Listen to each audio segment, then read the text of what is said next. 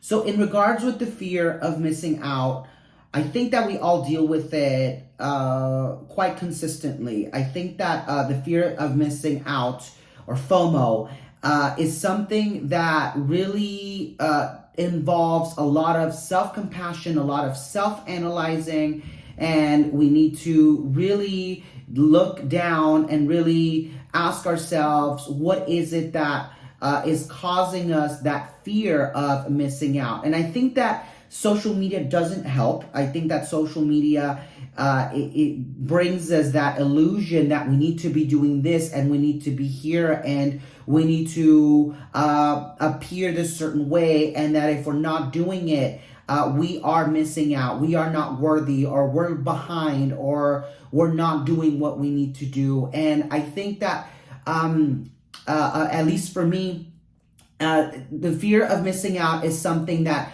I don't really have an answer to. I'm not sure if there's clearly an answer to how to stop feeling that those feelings of missing out. I think that we have to, or I have to, at least really sit down and analyze what is really, what am I experiencing when I am maybe scrolling through social media, or I am seeing, other people do this and that, and, and so on and so forth. And I think that there's a lot of components to a lot of feelings. Maybe it's traveling, or maybe it's, that career that you want, or seeing someone in that position that you possibly, is distant from you, or maybe someone looks like they're living their best life, and good for them. But I do think that there are a lot of things in our lives or around us that we may look, and we may think that the grass is greener on the other side. But in reality, I think that we really need to dig deep and really ask ourselves, what is it that we really want? What is it that we really need? What is it that truly makes us happy? And granted, I think that at least for my sake, FOMO comes from a lot of trauma. And I'm not talking about childhood. I'm not talking about like my teenage years. I'm talking about recent years. I'm talking about, my younger self, maybe 2 to 3 years ago, when I was in graduate school and I had to sacrifice and compromise for maybe simulations or projects, or I had to study for an exam. And I would see, friends and close ones. As a matter of fact, I was going to school full time, and I was working full time, and I was, and I had a full relationship, which the relationship was actually where the FOMO stemmed from, because that person was not supportive. That person wasn't there and would just, do things and be everywhere, when in reality, all I wanted was someone that would get me, someone that would be there, someone that would, that would kind of, just show their compassion that, I'm going through this, so the feeling of FOMO really, I think that when I finished school and, we all went into COVID and we all had to be, in our homes. And that's when I think I started realizing, what is it that I really want, and what is it that really makes me happy? Is it going to a music festival? And these are just things that, come to my head. Is it really going to a music festival? Is it really going to this party? Or is it really, trying out this place, or maybe really going there or that? And then I realized, what? There are a lot of things I love doing and that I enjoy and that I'm passionate about and that I'm eager to try out. But there are actually a lot of things that I am not interested.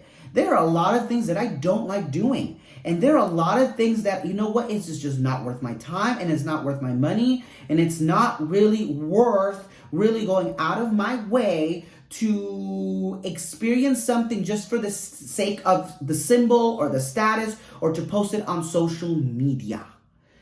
That's where I realized that maybe it's not the fear, but maybe it's really analyzing that there are just things that I genuinely don't like doing, and that maybe I want to be included, or maybe I want to feel welcomed, or maybe I want to experience what everybody else is feeling. And truth of the matter is, do I really like doing that in the first place?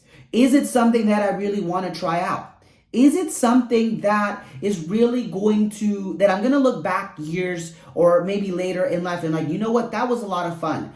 And if the answer is no, then I'm really not missing out on anything.